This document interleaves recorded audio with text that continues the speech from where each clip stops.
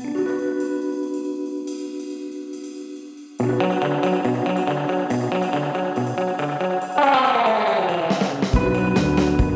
time for the Alien Conspiracy Podcast.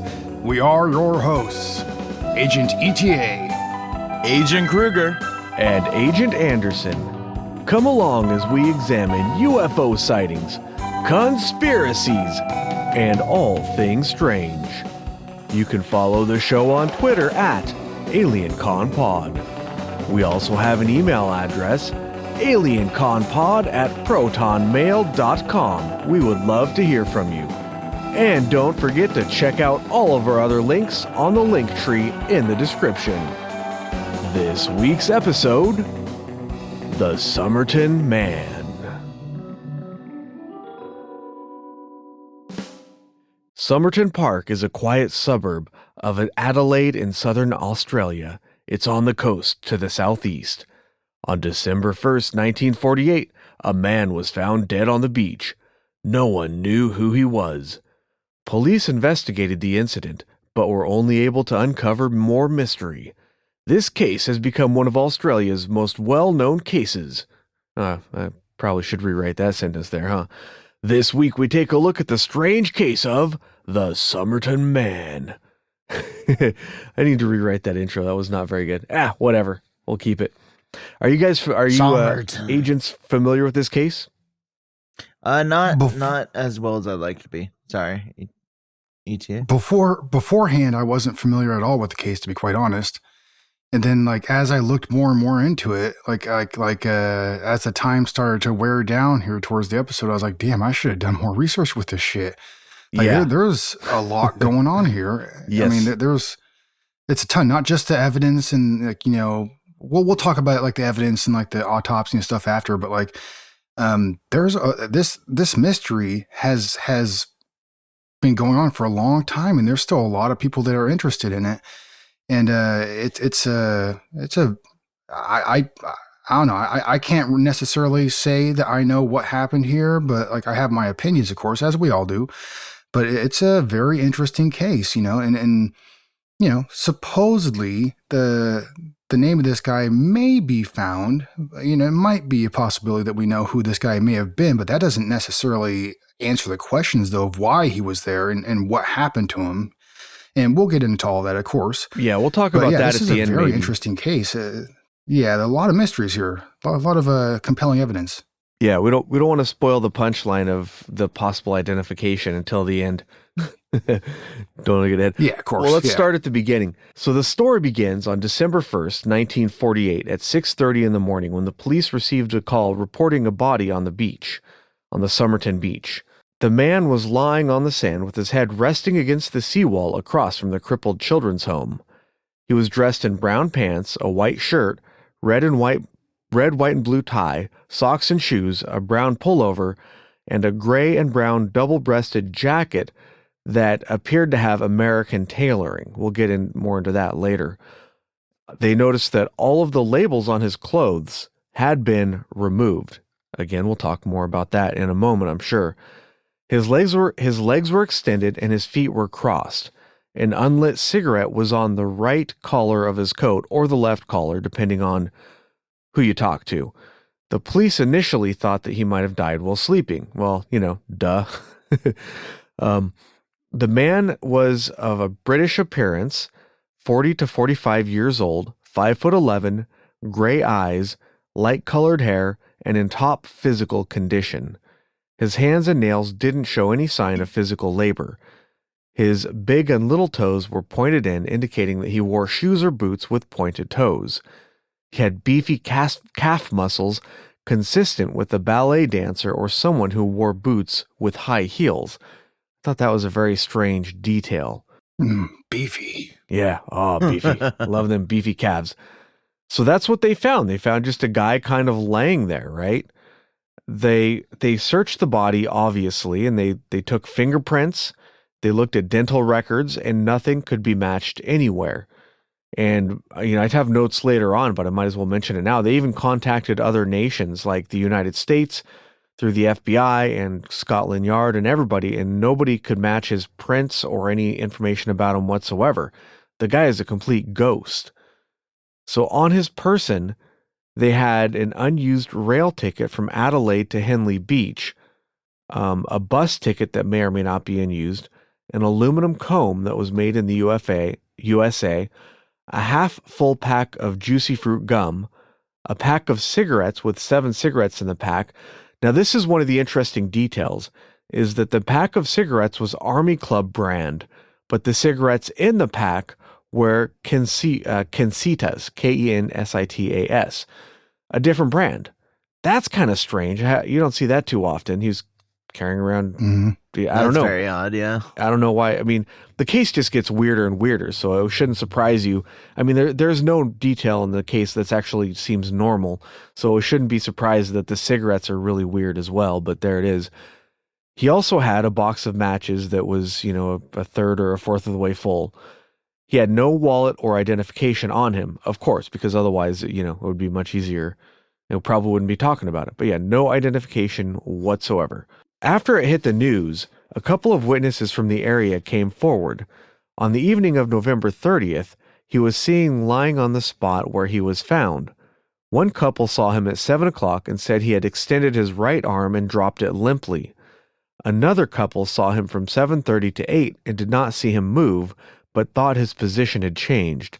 They thought he was drunk and passed out, or maybe just asleep. And at this point, I'm thinking to myself, how many damn drunk people are there passed out on this beach? Right? To where is this a normal occurrence? Yeah, to where people just walk by and they just see a dude there and they're like, it's another drunk passed out person. Well, and another thing that I had read from one of the statements that, from, somebody that had seen him the night before he was found dead, was that he didn't seem to be bothered by like mosquitoes and stuff that had been swarming around him, right, and such. And I don't know. I've been like in, off-roading and stuff like that, like mosquitoes will, I don't know, maybe if you're drunk and passed out, sure, like you might not notice it, but like that, those little suckers will tear you up sometimes. And I mean, as long as you're not like really drunk or something like that, then I would think it would wake you up, like at least from the bother of them being all over you and stuff. So like, to me, it's kind of weird that didn't like, like spark anybody's suspicion, or they didn't like go up to him and say, hey buddy, and like, what are you doing here? Like, and I mean, this is a long time ago too. And right. Like, I don't know, it's in 1948, I would think that people would be more likely to stop by and just like kick him on the shin or something like that and say, hey, are you all right? Right. Maybe not. I think, maybe, Aussie Mima states in the live show chat saying that it's Australia and that it's pretty common in Australia to find people just passed out on the beach. C.H. Anderson, I told you she was Australian. Yeah. Well, I told you. Aussie Mima. Yeah. Aussie Mima. Well, it's in Aussie. the name pretty much, right? Right. Yeah. There you go. Aussie Mima. Welcome to the show. Yeah. By the way, anybody who wants to pop in with an opinion, especially Aussie Mima, this is a huge, huge case in Australia from what I understand. So anybody who wants to pop in and say a bit about it, you're more than welcome to. Otherwise, if you have stage fright, that's okay too. But yeah, this is a huge mystery. One of the big ones from over there, from what I understand. But yeah, that was one of the details Oh yeah, go ahead, Agent Kruger. Nothing important. It's just odd. I mean, being next to the crippled children's home and just the tags being removed, all this stuff. It just. I want to say it seems like but before trolling was a thing. Like you have maybe this was a serial killer, just a weird sense of humor. He just wanted to twist things up. But no, I'm not stating anything. Like it's just or claiming things. But yeah, sorry, I'll shut up now. All right, it's weird. It's just it gets weirder. So here we go. One of the witnesses yes, it does. Said that they saw a man looking down at the sleeping man from the steps that led to the beach. Now that if this is a beach, and there are people there just strolling around or whatever, that doesn't necessarily mean anything. That guy at the top could be looking down, thinking to himself, do I recognize that guy? Or, is he okay? Or what? There's any number of reasons why you could be looking down. It's not necessarily suspicious in and of itself. And especially I think when I read that is that if you are the person who let's say, did something nefarious, you're not going to stick around and sort of hang out and look at the person, right? No, yeah. Yeah. And so this is In a most place, cases, right? Somerton Park is like I said, a quiet suburb. And I looked it up on Wikipedia, and apparently it has a population of about like 5,000 these days. And it looks on the map, it looks like a really small kind of an area. It's not a very huge area. Like a lot of small towns nowadays even can be, populations of 50 to 100,000 might even be considered a small town, depending on where you live. But this is like a small suburb. So I don't know if there's a lot of tourism here or what, but you get the impression that there are a lot of people walking around. And there was one more witness that I wanted to mention that came forward years later in 1959 and said that he and 3 others had seen a well-dressed man carrying another man on his shoulders the night before the body was found. This one, I was going to mention that. yeah, I'm not sure about this one because this case was really quite a big deal at the time, or at least it became so eventually. Why would you wait like 10 years to come forward with such a critical piece of information? So maybe they were just scared or shy or something. Who knows? I don't know. But, I wish they would have come forward a little sooner with that description. They might have been able to help out the case. But I kind of wonder if it's sort of a hoaxer coming forward for some reason. I don't know. What do you think about that one, Agent ETA? Well, I mean, it definitely could have been somebody who was just trying to, gain attention or what have you from the situation. Maybe they were just a fan of it, and they were into the mystery, and intrigue within the case and stuff, and they just wanted to be involved somehow. That's kind of how I looked at that. You know what I mean? Like it's who knows what the truth of it really is, to be quite honest. It's not like a statement that is, and I didn't even like through the the research, a little bit of research that I did here on that. It's like I couldn't find a name, or it's like it seemed like it was an anonymous tip or what have you. Yeah, a lot of the people involved in this case, like witnesses and whatnot, they were either kept anonymous or in the press they were given pseudonyms because this thing was such a big deal that the police didn't want people to become harassed because of their involvement. So a lot of them were not given their real names. Some of the people, a handful of the people involved, we're still not sure who they are to this day, but most of them have been identified over the years.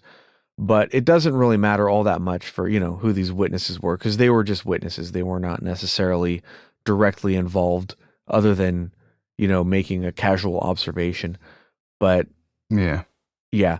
So the next notes I have on is the autopsy. Did you want to talk about that a little bit, ETA? Sure. So the autopsy was done by a pathologist named John Cleland, I think is the right way to pronounce his name, I think. Yeah. I think that's the way, right? Yes. But so anyways, yeah, as you had mentioned before, he had described the guy as being between somewhere around 40 and 45 years old and in quote unquote top physical condition. What the hell am I talking about? So the guy was about 5'11", and like you guys had said, he had gray eyes, and he had mentioned his hair was like a ginger colored hair or what have you, and he had also mentioned the shape of his toes and stuff, and so it the guy and that was one of the reasons why some people thought that maybe he might have been like a ballet dancer or something like that, was because not only the shape of his toes, but also like the condition of his calves. He was a broad-shouldered man with a smaller waist, which means obviously his shoulders were broader than his waist was, and he was in very good condition. But I mean, the toes to me, you could just be wearing like some kind of boots that or shoes that naturally come into, well, not naturally, but they come into a tip or something. So that doesn't necessarily, to me, makes you a ballet dancer. But the guy was in very good condition, and he said that his heart was of a normal size and normal in every way. He had some other weird stuff going on though. So some of the small vessels observed in his brain had quote unquote discernible. They were discernible with congestion, and I'm not quite sure what that means, to be quite honest. But it's a little abnormal, I guess, from Yeah, what I this was guy gonna was ask saying. what does that sound? Yeah, I saw what that. does that mean? I saw I that don't- in the description. I assume it means Yeah, that go the ahead. blood was congealed or something, but yeah, they said they found congestion in a lot of the organs and stuff. And I was like, what does that mean? Yeah, and Yeah. and especially his stomach, right? So Yeah. his stomach was mixed with, like, he had food in there also, and the food that he had was in his stomach was called a pasty. I guess it's a type of British pastry Mhm. that has like meat and vegetables and stuff in it, but he also had there was a lot of like blood in his stomach as well, and throughout, like, I mean, so basically the conclusion of like this pathologist's autopsy on him was that he believes that he died either self-inflicted or not self-inflicted from poisoning. I was gonna say, yeah, it But- sounds like he could have just OD'd. I mean, honestly, like, Well, I mean, maybe, but like they also weren't able to find any like poisons in his system, which doesn't necessarily mean that he wasn't poisoned or that he didn't commit suicide through poisoning. It's just that, like, whatever killed him, they didn't find in his system, which, back in those days, I don't know how advanced their yeah, I was about to ask. their methods were. But like, I mean, through reading this guy's statement, I mean, it sounds like he knew what the heck he was talking about and stuff. And I mean, he also had acute gastritis, hemorrhage, and congestive liver in his liver and spleen. Sorry. Huh. Wow. Yeah. It almost Yeah. like where he chose though to rest and everything. I mean, I don't know if he was placed there or if he sat down and just like maybe he just knew he was going out and he just chose to like watch one more Yeah. sunset or something like that, or whatever the case may be. Maybe he just Yeah. wanted So- to go so- out on his own terms or something. There's a So bigger there have- story there too that we There don't have know. been people that theorize that maybe the pastry that he ate was like poisoned or what have you, but there's been no conclusive evidence to state that. They're just saying that maybe he was and we'll get into who he may have been and some of the conspiracies about like why he ended up dead. And there's a couple different decent ones, but some people say that he might have been poisoned through this last meal, or he just basically he took poison himself and chose to commit suicide. And I mean, if you want to get into it, like Agent Anderson, I mean, like one of the reasons why people think that may have been a possibility was because later on, after he had been found dead, and I think, what was it, like 14 days after, or it was at least a couple weeks or something like that, they found a note in his trousers. Yeah. Well, let's wait. And, Let's wait on the note a little bit because You want to There's- wait? yeah, Okay. there's some other stuff that they found first before they found the note that I wanted to do it in sort Yes, of okay. chronological as much as I could. But yeah, so Okay, yeah. the autopsy, they definitely thought he was poisoned for sure, like you said. Like there was blood in his stomach Yeah. and stuff like that, and it looked like he was in a pretty bad state. But they weren't able to determine, what exactly had happened with that. And then after the autopsy, Yeah. it was pretty much a dead end at that point, right? They weren't even sure that the man the witnesses had seen laying down was necessarily the same person found the next day. It could have been a totally different guy, theoretically, right? And there was one strange item with the autopsies that they determined that he had died sometime around 2 a.m. Somebody made that determination, and yet they determined that his last meal, the pasty, was eaten 3 to 4 hours before he died. So that would be at 10 p.m. So if that was the same man laying there, he was laying there comatose, and then he would have had to get up, go buy a pasty, eat it, and then come back and then die a little bit later. So that doesn't really check out. That doesn't really make a whole lot of sense. So there's a couple of possibilities here. The most likely possibility is that the time of death is probably not accurate. So the 2 a.m. is probably wrong, and that's the easiest way to explain the discrepancy. There are other possibilities, but that one to me makes the most sense. So there was a break in the case on the 14th of January. They found a brown suitcase at the rail station in the cloakroom that had been checked in sometime after 11 a.m. on November 30th. Its label had been removed, just like all of his clothing. And they believe that the suitcase had belonged to the man, to the guy they found dead on the beach, the Somerton Man. They found some stuff inside this. The stuff in there was the usual stuff you might find for a traveler, you know, extra clothes, some pajamas, some slippers, underwear, and that kind of stuff, you know, pencils and stationery. But they did find a couple of unique items, like an electrician screwdriver, a table knife that had been basically modified to be a shank, is how the description read. Maybe like a butter knife that had been sharpened or something. Scissors that had been sharpened to points. A small square of zinc that had been used as a sheath for the knife. I was like, how does that work? I don't even know what that is. Sheath for zinc. I don't even know how. Anyways, a stenciling brush, like what you might use to paint numbers on a box in a warehouse, and a card of thread of Barber brand orange waxed thread. And this is how they're pretty sure that this is his suitcase, because that same thread had been used to patch one of his pockets, and that thread brand was not available in Australia at the time.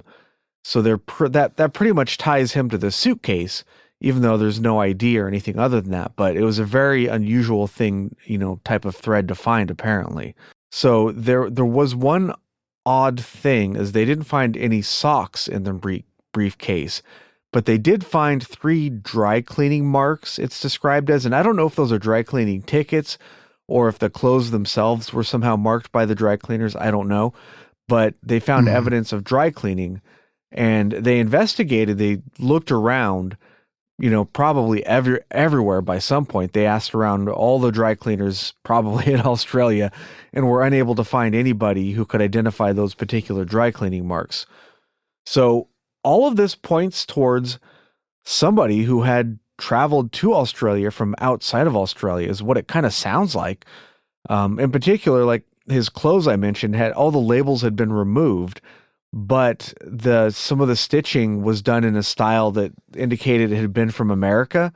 So I'm not sure how solid that is. I mean, why would you do that? Why would you go to the length to do that? Sorry to cut in. It's just like, why would you go to the length of doing that? I mean, was this a tailored made suit back in the day? So were they trying to cover up the tracks on not going back and trying to figure out who the heck this could be? I mean, you know what I mean? Or maybe the connection. I don't know. There's a couple of different theories. It could be, if there was foul play, somebody who had murdered him might have removed all the tags from his clothes to keep him from being identified. Another idea is that if this guy was some sort of secret agent or spy, he may have removed them himself to make himself more incognito or something. But there was one label, was the name T. Keane, T, the initial T, and the last name Keane was on the tie, and Keane was on a laundry bag, and Kean was on an undershirt. So it was spelled without the E, which is kind of a strange detail. Now, if there was foul play, somebody may have left those on purpose, knowing that it was not the man's actual name, is sort of a misdirection. Yeah. Or they could be used clothes. So apparently times were still pretty difficult economically, and it was fairly typical for people to have secondhand clothing at the time. I mean, it still is today. A lot of people will still have secondhand clothing, but back then it was apparently really common. So this just could be clothes that he got. But like I said, they were pretty much certain that these were, some of the clothing at least was from America.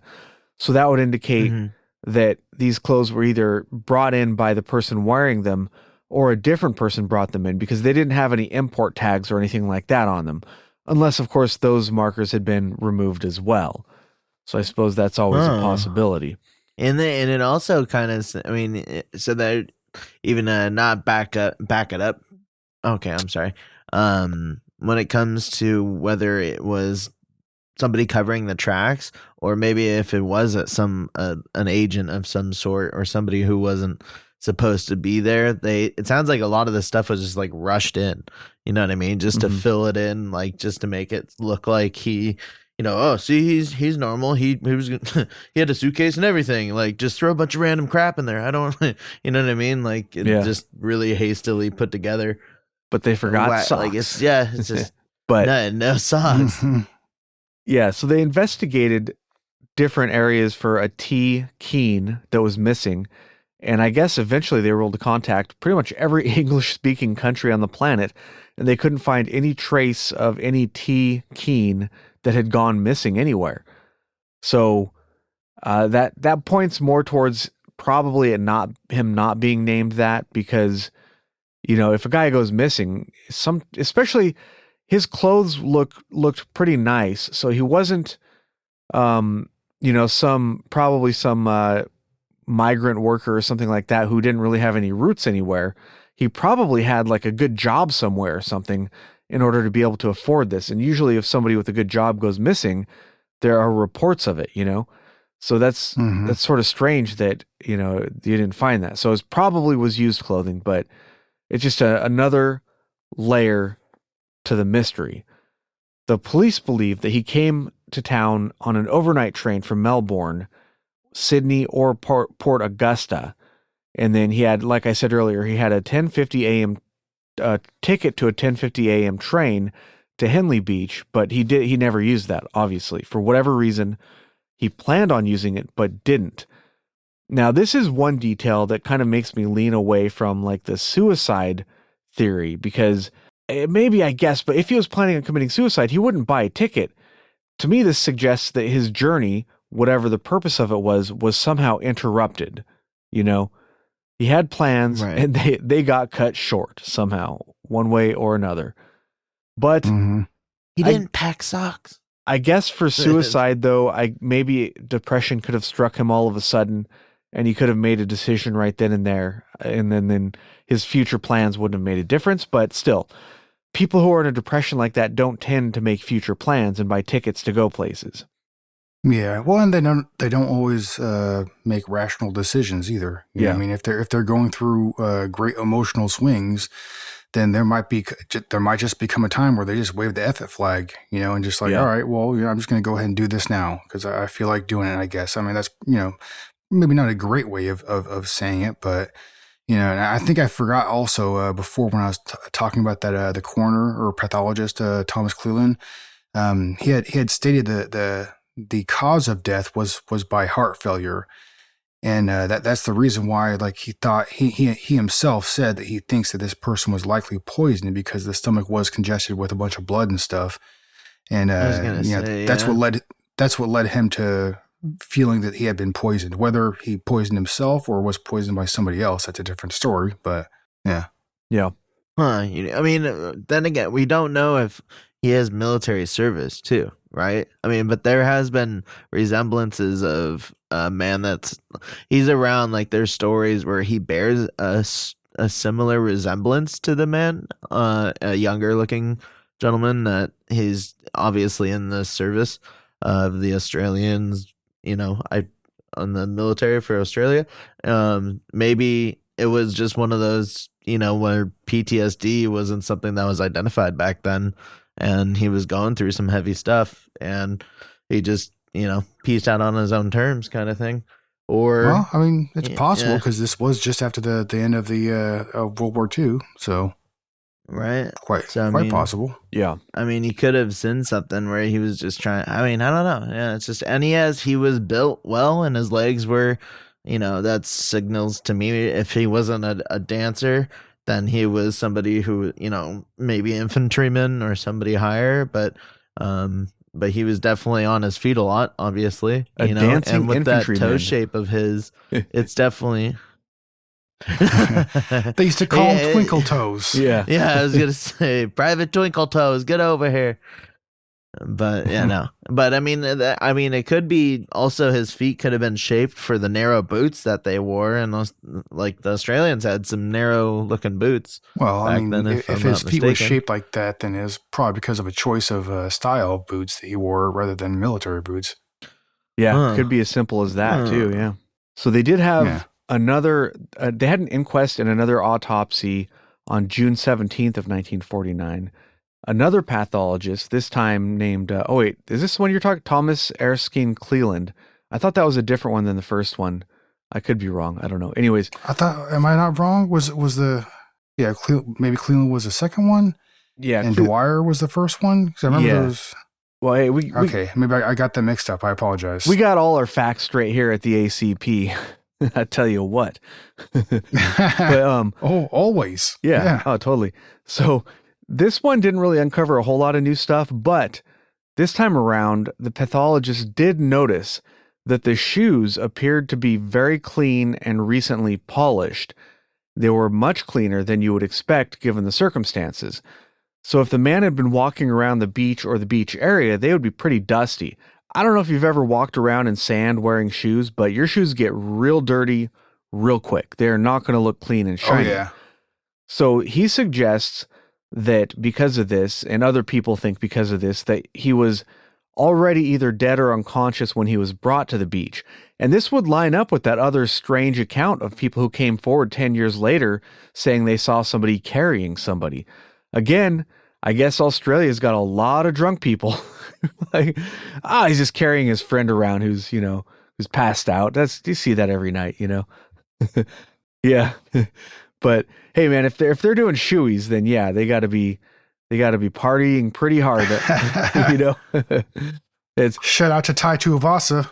Yeah, sad to see him lose this last time, but he's still pretty young. He can come back. Yeah, I believe he can. Yeah, for sure. He's right up there, man. He's very skilled, so he'll probably make a comeback. I hope. I don't know. He's a very entertaining fighter. But anyways, that supports the idea that he was carried there because of his shoes. But like they said, there's a controversy over whether or not the witnesses saw the guy lying there was even the same guy they saw. So it could be that somebody was lying in that spot, got up and walked away, and somebody else carried that guy there later, which also could explain the time discrepancy with the time of death and all that stuff. So it doesn't really tell us a whole lot, but it does tell us that he was almost certainly carried there. He didn't walk there himself. Now, the witnesses never saw... This second one also said, by the way, that they thought he was poisoned. And one of the things they noted is common to poisoning of some kind, whether it's with benzos or whatever it is, there's typically tends to be like convulsions and vomiting, and nobody reported him doing that. So by the time he was brought to the place, he was probably almost dead or completely dead. One of the witnesses said they saw him move his arm, so that might have been his last convulsion, and whatever vomiting or whatever he had done would have happened at a different place, wherever the murder took place, if indeed it was a murder. If it was a suicide, you would have expected to see him vomiting and convulsing on the beach. Sorry to be gross, everybody, but this is just, details of the case that we kind of have to talk about, So next, before we move on to the next piece where, believe it or not, it actually gets even stranger, we'll take a break here to do some advertising. So let me hit the advertising flag. Boom. So I can cut that out for our Patreon subscribers. Anyways, all right, let's get back to the show. Agent ETA, would you like to talk about probably the weirdest part of this case? You know what I'm talking about.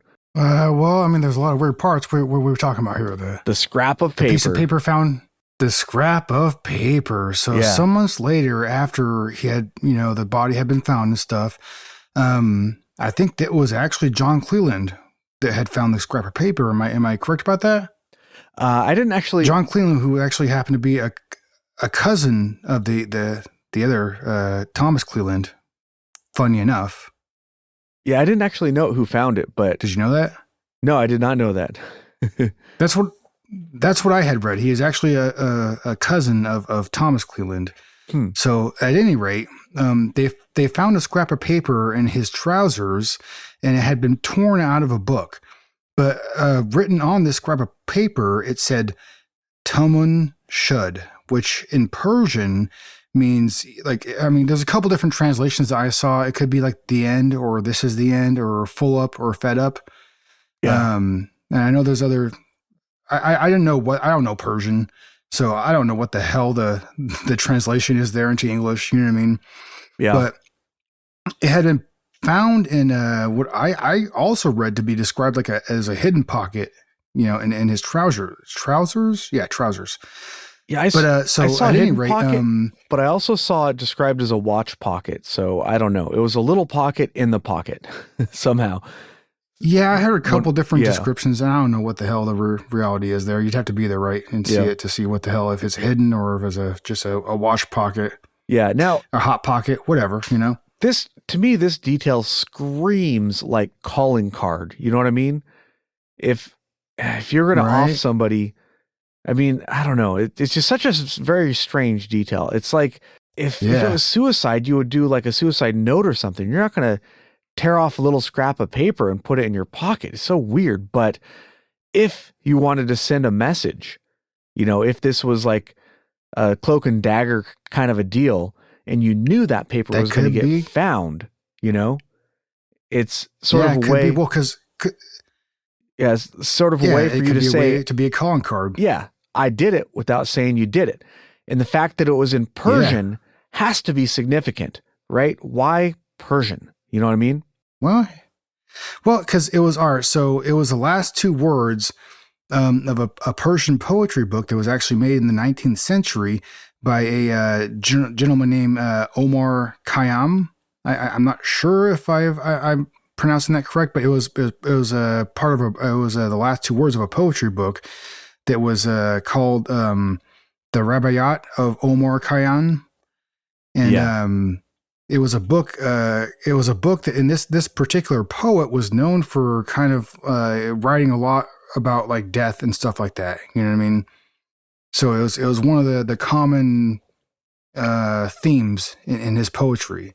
So like that's also one of the things that kind of leads me to be kind of, I mean, it makes me question. All right, so he was found with this shroud of paper right there from a poet that is often, right, in his day at least, often wrote poetry about death and stuff, and was very interested about it, obviously. So was that something that was, like, did that mean something? You know what I mean? I mean, I kind of question that, you know what I mean? Right.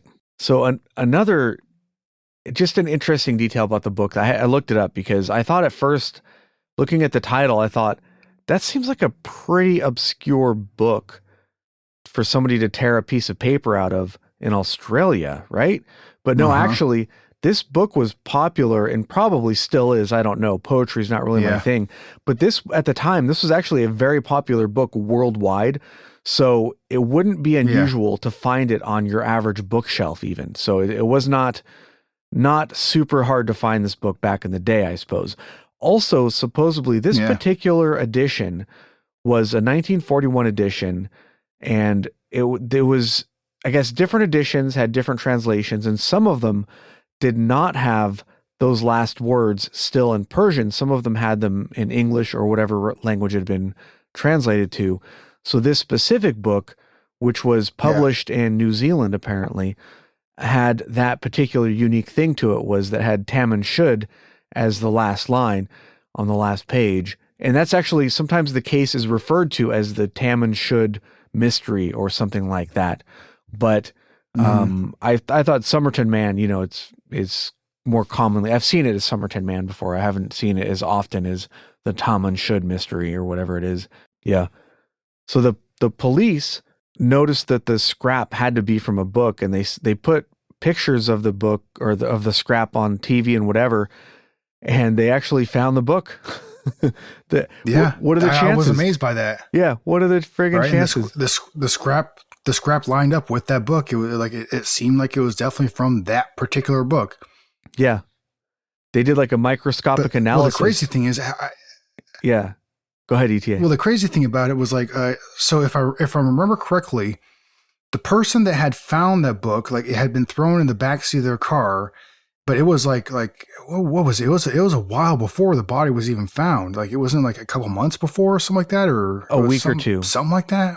You remember this? It was a week or two. Okay, all right. So I was I was mistaking weeks for months there, which happens sometimes. Well, when I drink. So there So- seems to be some controversy about when exactly the book was found. Some people, Sometimes it's referred to as a week or two. Sometimes it might be more, sometimes less. I don't know. It's not necessarily a hard fact that it was a week or two before. It could be different. And the person who found it, it was a little bit after the event. So maybe a few months or something. So it's possible that he remembered incorrectly, and it could have actually been found the day of or the day after or whatever. It could have been found somewhere around that time. But yeah, so the story, do you know the story for why it was not the book was not discovered right away? I mean, roughly, maybe I'm not sure exactly what you're referring to. So what I found was that he was actually borrowing the car, I think, from his brother or a roommate or something. I forget which. I forgot to notate this part. Isn't that always a story? Yeah. It's not my car. It's just it's not my pants. It's not my pants. I don't know why those drugs are in there. Well, so I guess I borrowed these pants. Those aren't mine. I was just watching that from my friend. I guess he was borrowing the car and somebody tossed the book in his back seat or whatever, probably through an open window, and the car was unlocked or whatever. So he drove home and took the book home or whatever. And his roommate thought it was his book. He thought it was somebody else's book. They both thought it was the other person's book, so they didn't really pay much attention to it until they'd seen it on the TV. And then they started looking in the book and they noticed, holy crap, this isn't either one of our books, you know? So then they handed it over to the police. It's kind of an interesting story. Like this phantom book appears and they both just assume that it belongs to somebody else. Which is reasonable. Yeah. You know, I mean, if you don't talk about it, then you just make assumptions. I mean, there's nothing wrong with that. That's a common thing, I would think. You know? Yeah. Not unreasonable. And as far as I could find, the man who discovered the book, the name was not released, and it's still not known to this day who actually discovered the book. That's what I mean. Some of the names we're still not sure who these people were. Some of them we do know who they were, some of the people involved. So there was another really interesting detail about the book, like as if that's not weird enough, right? Just the scrap of paper.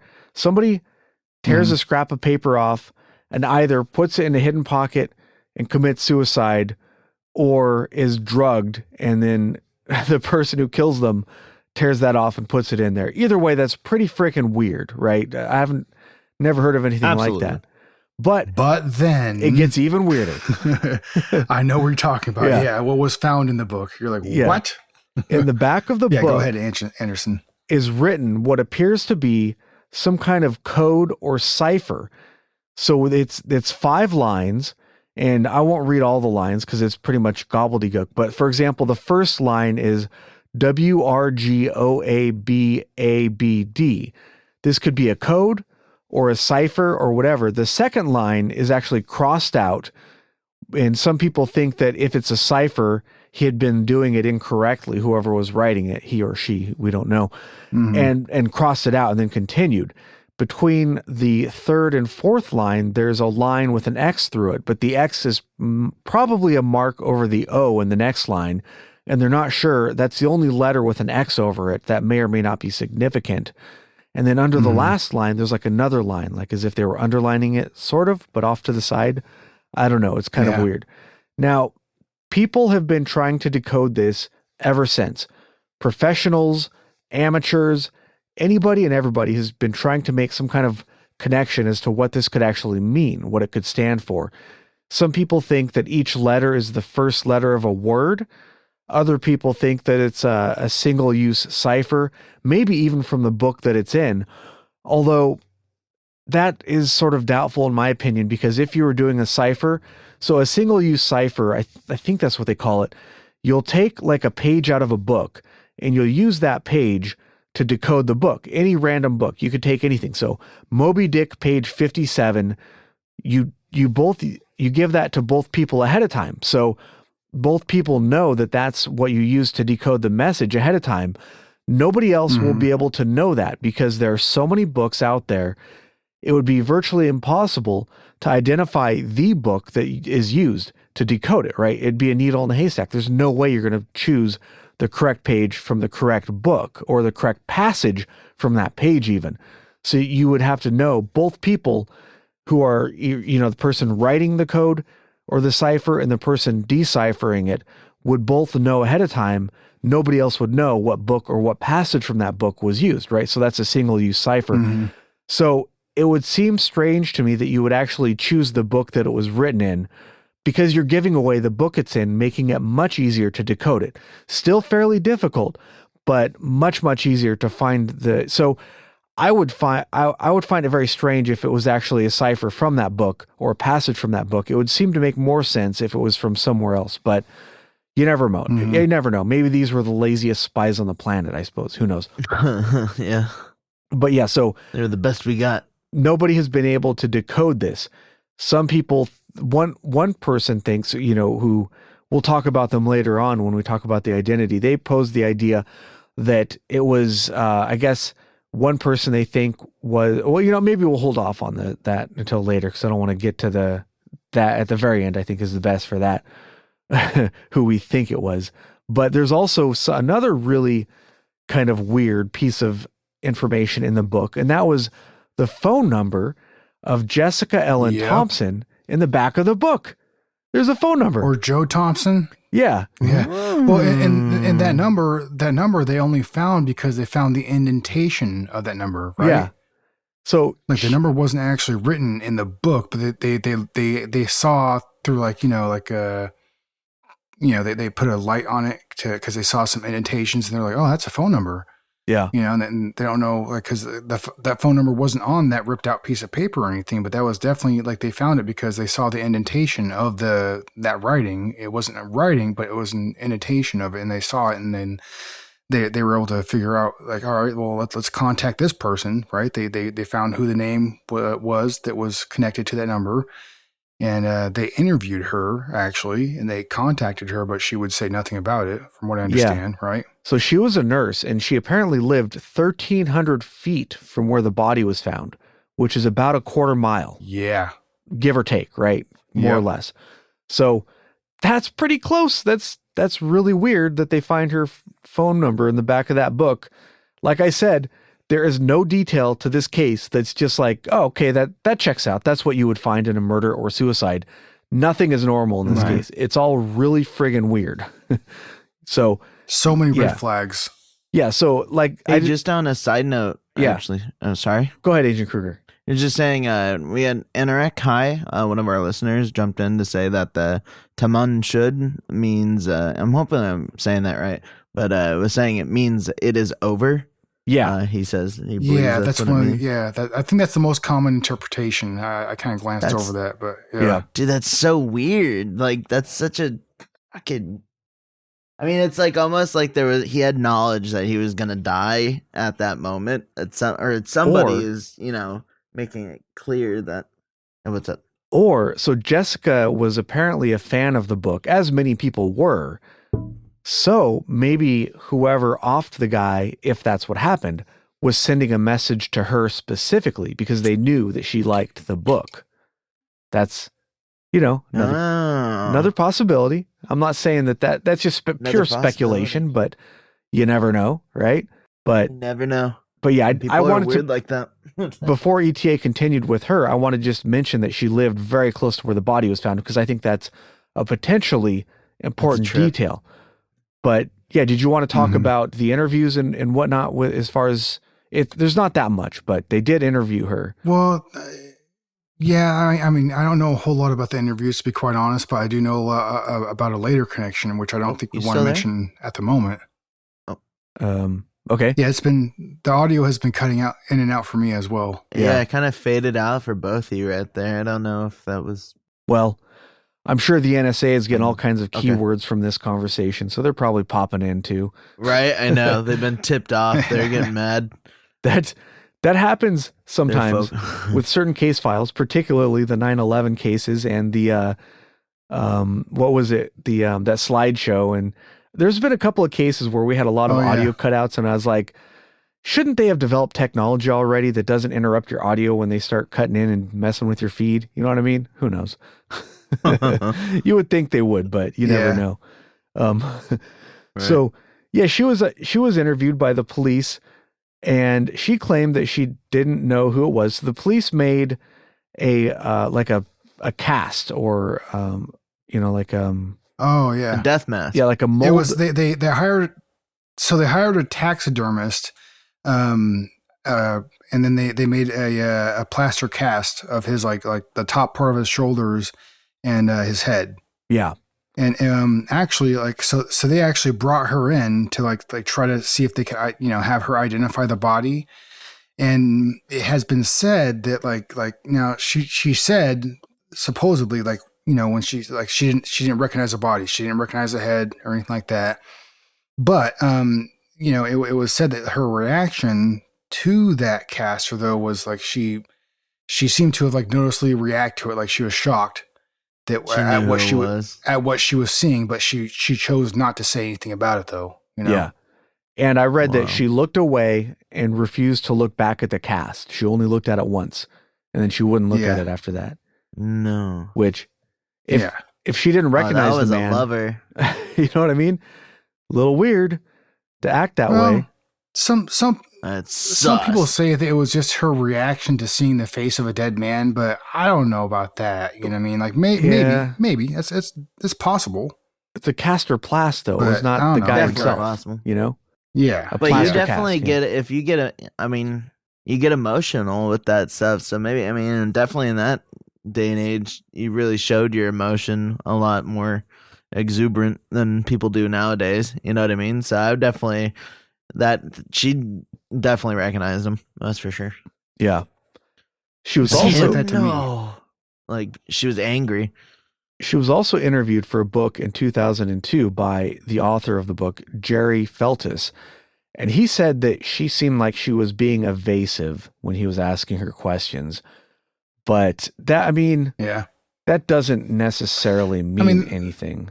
The name of that author is also very suspect. Yeah. Wait, what do you mean? Jerry Feltus? What do you mean? Yeah. Who do you feel? What are you talking about? Yep. Just a little weird name there. It sounds like a porn name. Why do we come across so many porn names in this show? It sounds to me like an accusation more than a name. Wait, what's the name again? Oh, that's true. Jerry Feltus. Yeah. That is a porn name. That's almost like a case name right there. Yeah. Oh wow. Jerry Feltus. I just checked our live chat's popping off tonight. Awesome. Yes, sir. Yeah, I've been posting pictures as we go when we talk about certain. Denny Hello, everybody. Denny says, I'm not sure if I should say. Not sure if I evening, guys, or what? It's 12:30. Oh, I guess it's getting late. Yeah, if you got to go, then we'll have this back. We'll edit it up and get it ready to go. We understand. It's late for a lot of people, unfortunately, but this is the time we can do it. It's hard to coordinate all of our different schedules, and even then, a lot of the time it doesn't work out. So we understand if you got to dip out. No big deal. I thought he was talking about like he just woke up or something. Oh, maybe maybe he did. Oh no, maybe not. But I've seen Denny on many of our live streams, so he's definitely he's somebody who's viewing Denny often. I appreciate the shit out of that. Yeah, hell yeah, absolutely. And everybody, all six. This is a record. We've holding 6 people. This is amazing. Well, I think we've had a couple more than that, but we had way more on episode 150. More. No, but concurrent. But I'm saying like concurrent, like staying in the actual, not just like listening to our opening and then bailing. They're here, but they like us. Speaking of, I want to try to do streams on more platforms. I'm trying to figure out how I can do like Discord and maybe Twitch and YouTube or whatever, like all at the same time. Because then, give more people access. Not everybody is on Discord. A lot of people are on Facebook, for example. But that, they make a much larger audience, which would be kind of fun, I think, if we can get more people in the audience. But it's fun and stressful. It's not a super. I'm down. It's not a super big priority, but I am kind of reading up on it here and there. Apparently, OBS is the way to do it, which OBS is kind of hard to use for streaming. Yeah, but that's if you're like doing Twitch and stuff like that. We want a live stream like that, but that's a different story for a different day. Yeah, different topic. So we have further information about Jessica's daughter, Kate. Kate said in a TV interview in 2014 that she felt like her mother knew the man's identity, and she said that her mother had lied about it, and that her mother also was probably a spy, and she felt the man was a spy. Apparently, Jessica spoke Russian. Oh, hello. And Yeah. so we only have one person saying this kind of stuff. But if her daughter came out and said that, yeah, my mom was a spy, she knew this man and she was lying about it. And, she also said that she felt like the government, higher up in the government, higher up than the police, basically is what she said, knew who this guy was. She wasn't more specific than that. But Yeah, she says something to the effect of like it was on another level or a different level than the police or something like that, right? yeah, Sus. but Something like that. that's her own daughter came forward and said that, yeah, she was lying and she knew who the guy was. And we have witnesses that said that, yeah, she saw the cast and it looked like she knew who he was. So I think it's fair to say that, well, it's plausible at least that Jessica knew who the guy was. That's definitely plausible. Absolutely. Yeah. Absolutely. Especially considering the phone number in the book, which, that's such a weird detail, man. Such a weird detail. So what if it was Yeah. like some not jealous rage, but like some sort of like, I don't want to say pity. Like, I mean, maybe it was like a love or something that didn't work out or whatever. And in a sense of rage ish. Like, you know what I mean? He just acted out. He's like, you know what? I'm just going to take my life over by the beach or something like that. And she's like, oh, yeah, whatever. Do whatever you're going to do. Yeah. And then he did it. I'll And she was teach just you. like, yeah, right? Like, Yeah. just something stupid. Like, and then it just hold this mystery for so long. But in reality, it was just like a little spat that somebody, I mean, it's taking your own life. I hope he didn't. I hope there was, more normal causes for his death. But, that sucks. I mean, it definitely looks like it does look where it just kind of like, I would like to think of the peaceful way of, everything. But then there's the other shit that makes this so weird. Like, okay, maybe he was a secret agent or just something off. Sorry, I didn't mean to Secret sidetrack. agent mile. Yeah. So over time, because the story blew up so much, over time, hundreds of people came forward claiming they knew the dead man.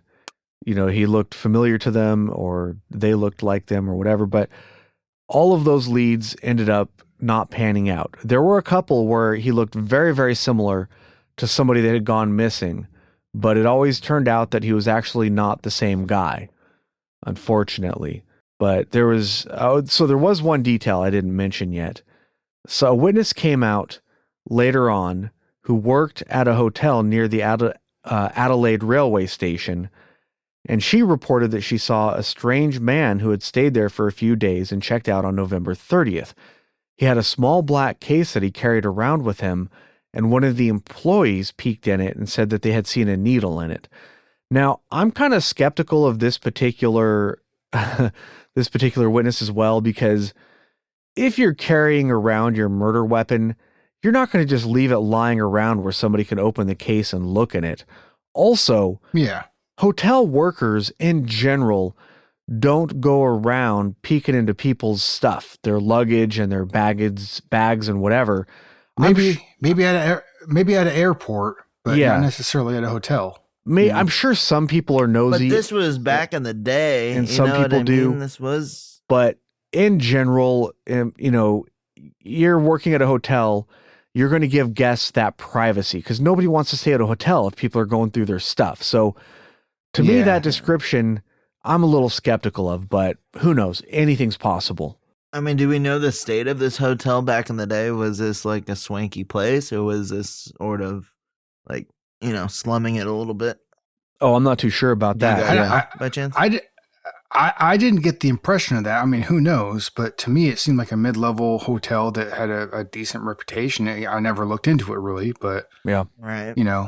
I mean, it's just one of those things. I guess I just assumed. You know what I mean? Yeah. Huh. Well, I mean, even for somebody to admit that they're sneaking through luggage, though, that's, I don't know. Yeah, I don't That'd know. be You never outing know. yourself, right? So, I mean, maybe I'm on the side of maybe that's not a credible statement too, or with you, Yeah. Agent Anderson. So, Yeah. but sorry. That Go would make ahead. sense to me.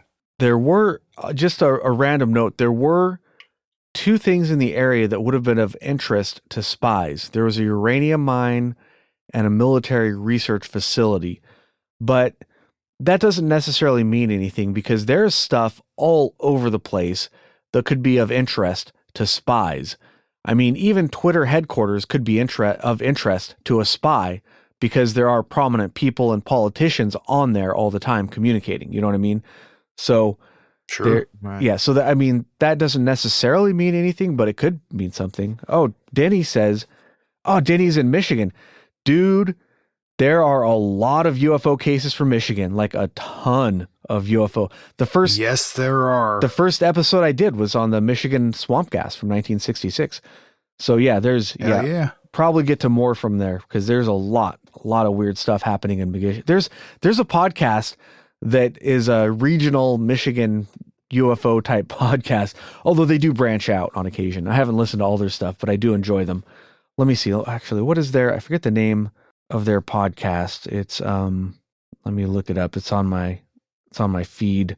Give them a shout out because I actually want to contact them and have them on the show because I enjoy their show. They have really interesting stuff on there. I subscribe to way too many podcasts. Let me see. Where is this? I got to get rid of some of this. I subscribe to way too much stuff. Man. You got a problem, Agent And, Anderson. I know. And by the way, check out Swamp Talks that we were just on just a couple of days ago. There. Oh yeah, for sure. That's going to be Right. coming out on Friday, so I'll put that on Twitter probably. So yeah, the podcast Yeah, is that's a fun time. the Michigan UFO Sightings and Paranormal Encounters Podcast. What a mouthful. So the hosts are a husband and wife team, and they actually started the podcast basically because they had a UFO sighting of their own. So it's a pretty cool origin story. Like I've had a cool. couple of minor UFO sightings. Nothing I would say is too crazy, but they saw like a full-on crazy ass sighting, which I don't want to spoil it, and that's a little too far afield anyways. But yeah, I want to start getting more guests on the show just for fun. It's just fun to have different people and talk to them and stuff. And that's one of the people I want to contact to see if we can get them on or not. We should have a power hour or some sort of way to just bring a bunch of people that have, experiences themselves just for like a quick chat. You know what I mean? Yeah. Come up on stage, talk about their experience, Yeah. Yeah, that'd be great. Roundtable it. If you are listening to this show and you want to tell there's- your story, you're more than welcome to come on with us. Just join us on Discord here. And it's real easy. If you're in the audience, you can just raise your hand and we can click on you and bring you up to the stage and you can talk with us. So it's a pretty cool Don't interface. worry. Don't be afraid. Yeah. Come up on. Come one, come all. Share your Some story. people- You're safe here. Some people don't want to though. Like I had a coworker that was like all in at one point, and I asked him, "Hey, do you want to come and tell your story?" Mhm. And like at the last moment, he was like, "Nah, I don't want to anymore." He's just a Yeah. slacker. It As could Ether have would gotten say. stage fright. Some people get stage fright. He might have also been worried that there could be some sort of personal repercussions because a lot of people, man, if you say you saw something, then that could cost you your job even. So Well, they I might can- think you're crazy. yeah, maybe, I can you know? definitely There's understand that. I think I think that's what fair. most people are concerned about. Yeah. I agree with that. Yeah. I mean, people could care less, but people think of them nowadays, right? I mean, of course there's people out there, but definitely or other way around. Sorry. Job be damned, but personal reputation just Right. you know what? I already confused myself. Yeah. I just totally confused bit myself again. there. Bit again. All right. So back to the Somerton Man. There's just a little bit more here that we haven't gone over yet. And by the way, all the stuff we're going over, I mean, there are podcasts who've done like hours and hours and hours on this stuff. So we're going over it very, very briefly. You can go into quite a lot more depth Yeah, with this one if it's you going want to take to. if you want to go into depth with this, like in detail, like there is just shit. This podcast alone would take, if you want to go into good, solid detail with this, like it would take shit, dude. You could do like, at least like 3 or 4, like 2.5 hour podcasts on it at least. And there Easily. would still be maybe a little bit more you can go into, Easily, like yeah. there's a lot of detail here. That's the one thing, like I said before, like when I, excuse me, when I started getting into this, like I was just like, wow, this is a lot more in depth than I thought it was going to be. Like And if I thought it anybody was has stuff that we haven't pointed out, or if you want like an angle we're not looking well, at, I mean, there'll be please plenty. let us know. Yeah. Yeah, for sure. Yeah, there's we've barely just scratched the surface. The case is so weird. Such a bizarre case. It's just Yeah. it's what I don't normally like doing true crime type stuff like this because it's kind of a bummer. It usually revolves around somebody getting murdered. That's not that much fun. But this one is a real mystery. And every piece of evidence is just so bizarre. Like, why would they do that? Why does it detail? What does this detail mean? It's just a real mystery. It's a really interesting mystery. I was hoping Ether could come on with us because she loves mysteries, but unfortunately she had to. Should we she do had a to work part today, two? so she could listen should to we it and do a maybe part she two of can this talk about then? it next time if Okay. she wants to give her own opinion for a few minutes. But anyways, so another piece of evidence that was found is in 2011, a woman from Adelaide found an ID card in her father's stuff the picture looked like the Somerton Man. The card was for a man named H.C. Reynolds, who was apparently a British national. Upon examination, they had an expert examine the picture. It had similarities to the ear shape and a mole on the cheek. So it was similar in general, but you could say eye shape and nose shape and stuff, I guess, isn't really that unique. But the ear shape is pretty unique, and a mole on the cheek is in a spot that it'd be very unlikely to match the man, the picture. So Yeah, because he That's actually important. had a unique shape to his ears. right. The upper, I don't know what the specific, maybe Anderson, maybe you might know about like the actual terms, but Yeah, I forgot what his it's upper called. earlobe, um, the upper part of his They were earlobe very was pointy, like almost elf-like. well, no, it was larger than the lower part, which typically, like that's not always the case within Caucasian males, in particular. Yeah. So, like he had a couple unique physical traits that would set him apart from other people. And not only that, but he was also missing on the top part of his mouth. His incisors, I think, on both sides were missing. Caesar. But it's not something that it wasn't teeth that he had pulled out. It was something he was born without, from what I understand. Oh, really? And so it was like a feature of DNA that was not common. So it was something that they used to later try to connect him with other people as far as like DNA and stuff was concerned. You know what I mean? Like yeah, but I mean we'll get into that, I'm sure. Yeah.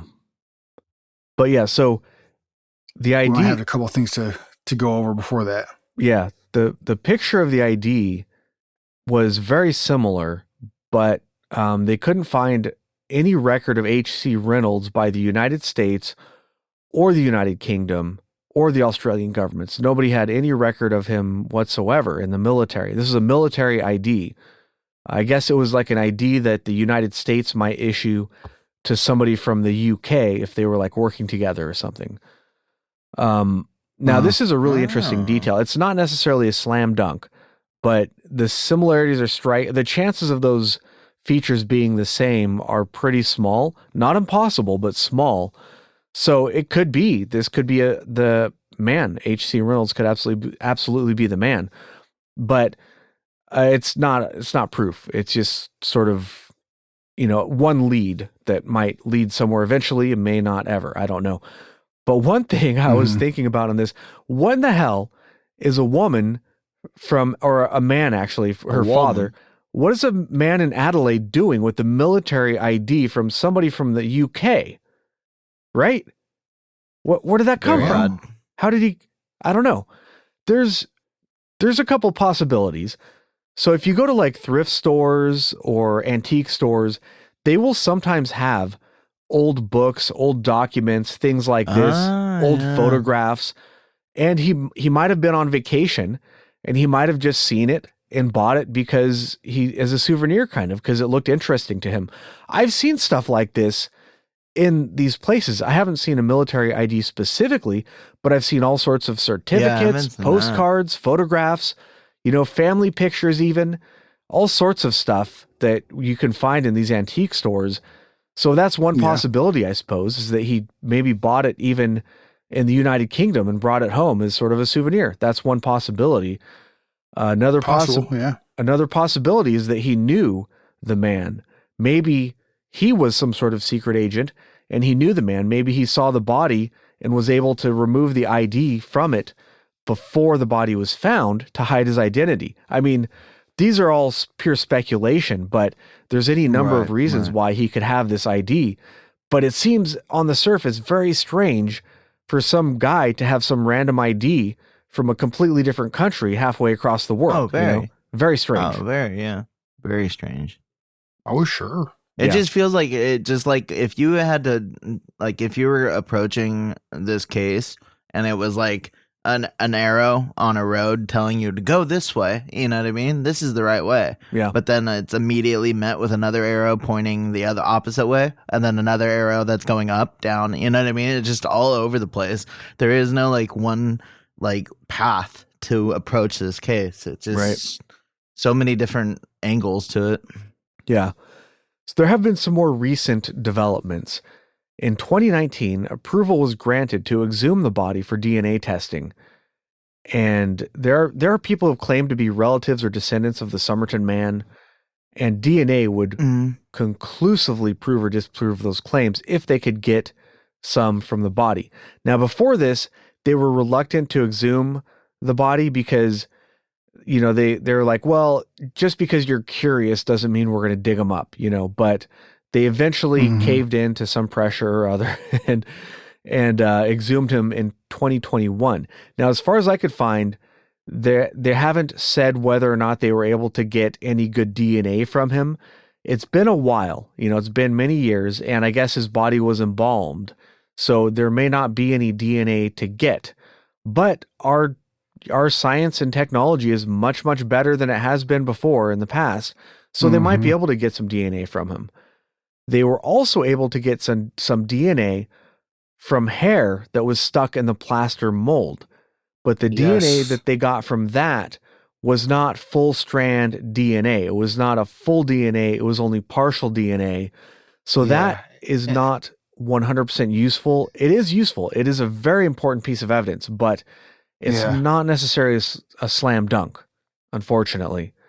So now we finally get to the latest revelation that just came out this year. Somebody claims to have found the identity of the Somerton Man. Would you like to talk about that, Agent ETA? Sure. So from what I understand, if I'm talking about the same thing here, this was a discovery that was made by a professor that was in Adelaide named Derek Abbott. Yep. And also it was Colleen Fitzpatrick. Yes.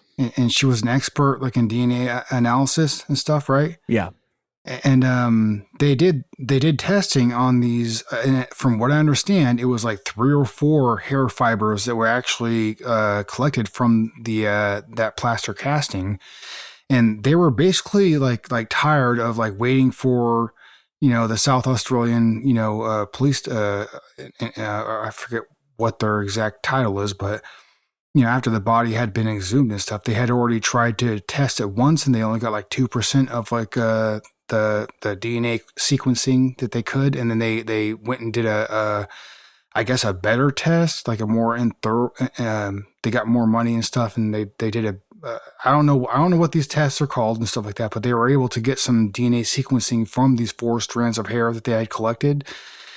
And seems like they did a great deal of research into this, and like the main person here when it comes to this is Colleen Fitzpatrick, and she is one of like the world experts. Like she knows what the hell she's doing with this kind of stuff. You know, from like that's the understanding that I got from it. She, you know, like.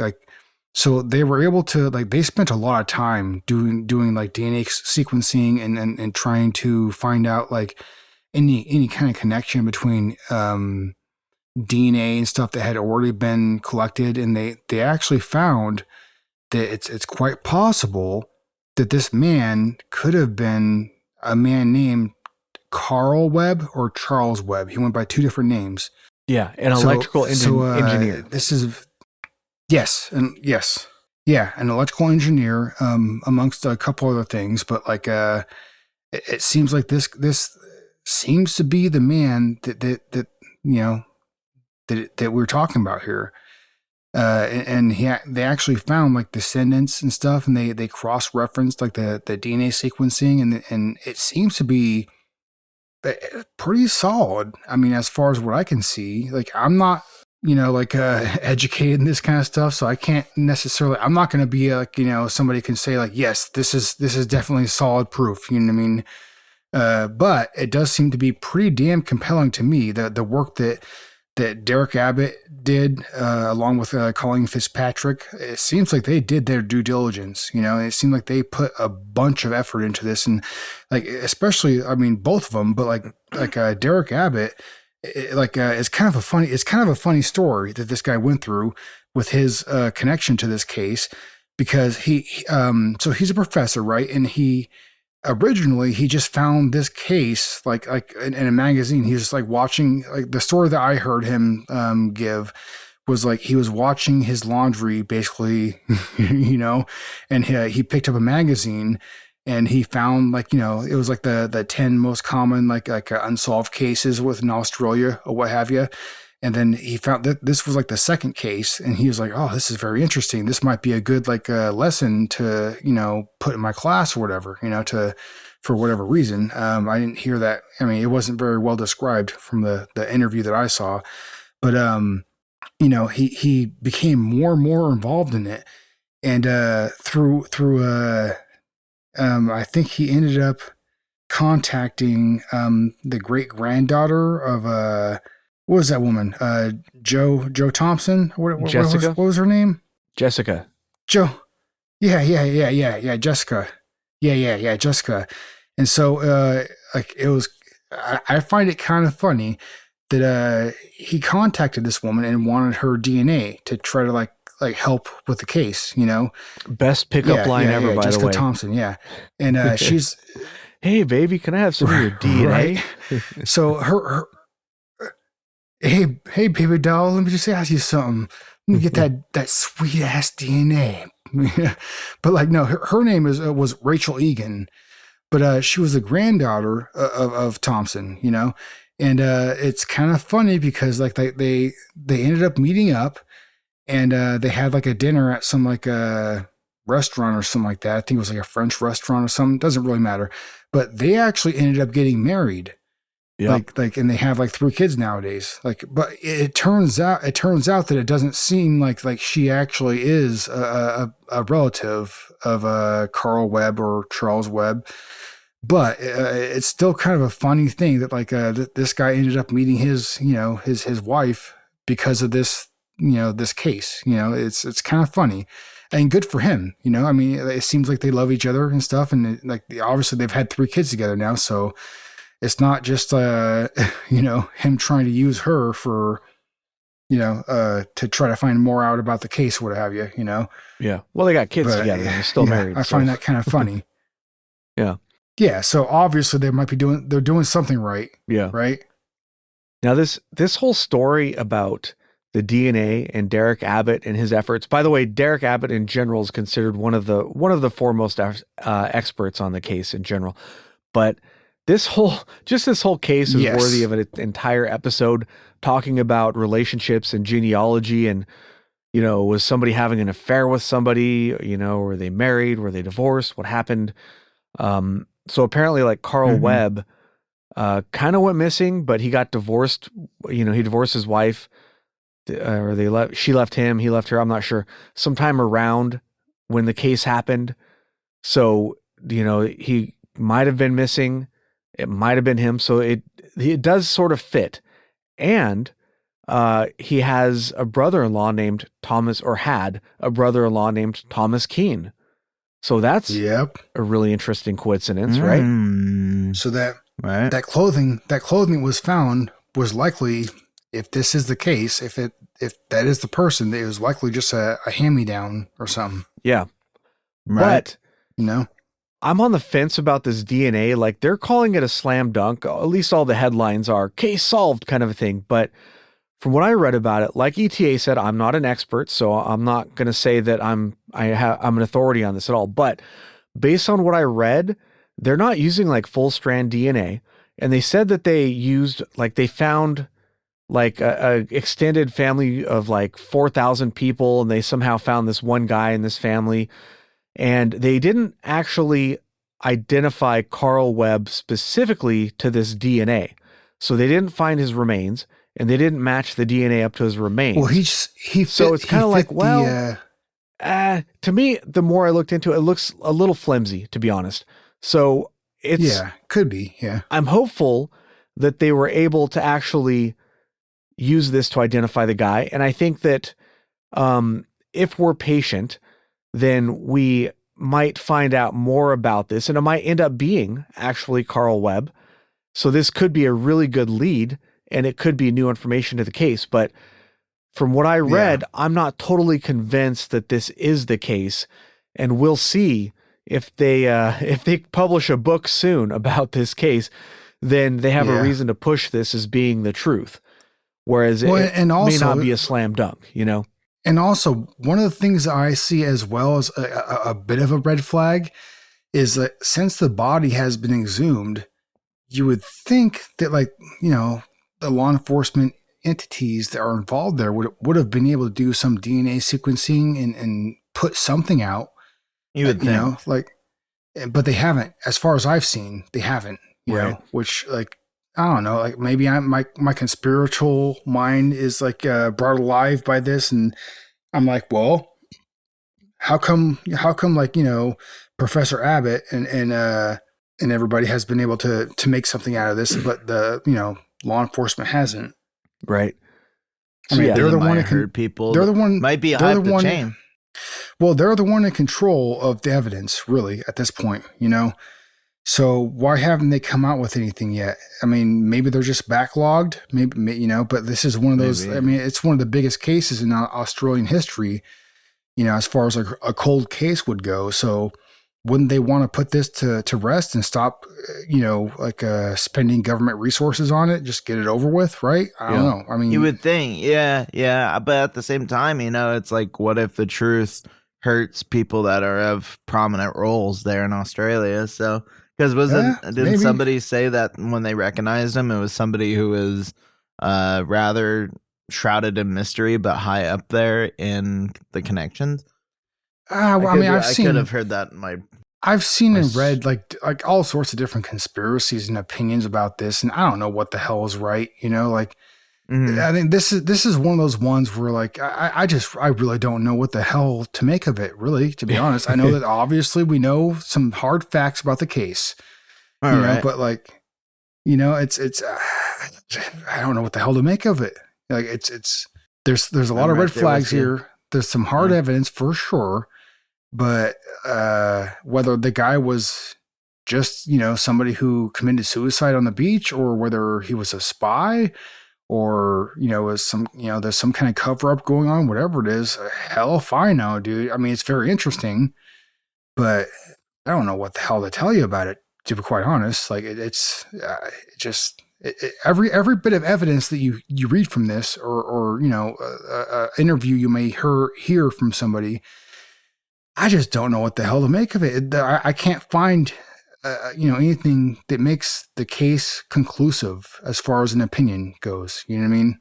Right. Very, very mysterious. That's where I'm mysterious. Like, it seems like some cloak and dagger stuff, like he was murdered. It really does seem like that to me.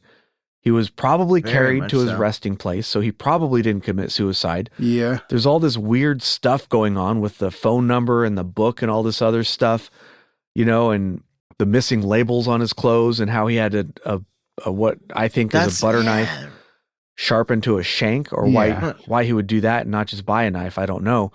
Or the sharpened scissors, I found was a very interesting detail, because nobody would really expect you to use scissors as a weapon. So if you sharpen those into a weapon, maybe that's something a spy would do. I don't know. I mean, the fact that he missed a train, something that would be Go ahead, ETA. Those weapons are more so untraceable, which would be indicative of potentially being a murder weapon that a spy could use, because even if it was used and it was found, you still couldn't trace it to anything, really, you know? Right. So that stuff, and I don't, just in general, it just seems like It seems like a cloak and dagger kind of a thing, really. You know, I don't know. It's a very, very strange case. And the fact that he missed that train that he had a ticket for makes it seem like he was perhaps intercepted by maybe a foreign adversary or something. Or maybe it was something else. Maybe there's some sort of crime involved, you know? If it really was, that's what I was waiting to mention too. Another thing is, if Carl Webb really was the man, he was supposedly really into gambling on horses. So Derek Abbott proposed the idea that cipher was actually just the first letter of different horses. Like he didn't really seem serious when he said it. It was just sort of something he kind of tossed out there, but it's like, well, why would you do that? Why would you write down the first initial of all the horses you chose? I don't know. Maybe that sounds like maybe it was a couple winners and he had some insider trading and then, he got whacked. Yeah, maybe. But yeah, maybe it was like a mob hit because he was so into gambling. Maybe he had some huge gambling debts. Yeah. Or maybe like Agent Kruger said, there was some inside information going on or something. Who knows?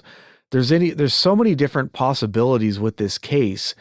But when you get down to it, I feel very strongly that whether or not he was actually Webb or some other person, I feel very strongly that he was murdered is how I see the case. Why, how, who, I don't know.